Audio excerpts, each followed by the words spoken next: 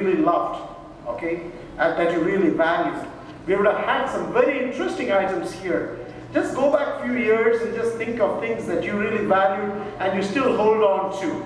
I still remember when my son was growing up as a little boy, he had all kinds of toys.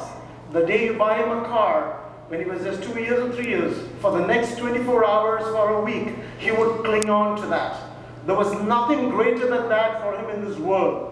And I'm sure there are some pink little purses that you still have, Barbie dolls that you still have somewhere hidden. You still value that a lot. And I'm sure you are able to think and relate to something that you really valued, okay? And those values don't stay the same, unfortunately.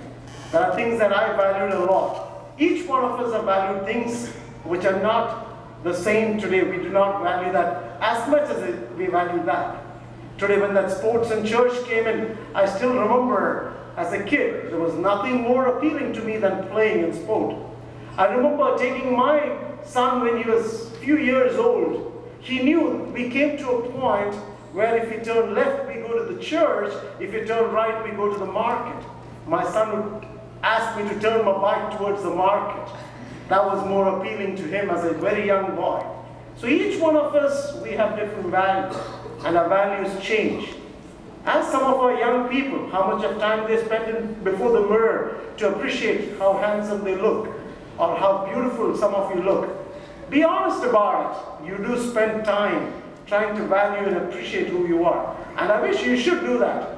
I was telling my Sunday school kids last week, go in front of the mirror and say, you're the most handsome person. You're the most beautiful woman in the world. Because if no one else does that, at least value your own self. Because you should take pride in who you are. Don't think our older people sitting here they are no exception. Go back and look at some of their pictures, okay? They were heroes and heroines of their time.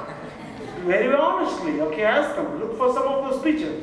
They wanted to be the best that they could be. When you look around yourself, you will see things are changing, correct? The value changes. I have seen that a lot in my life too. When I was young, one of the greatest things that I prided in was to get into a moving train and get in as fast as it could go. You thought that the whole train was, the people in the compartment were appreciating what you did.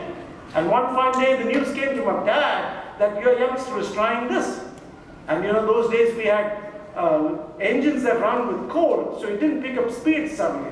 So we waited outside for it to catch some speed before you could get inside.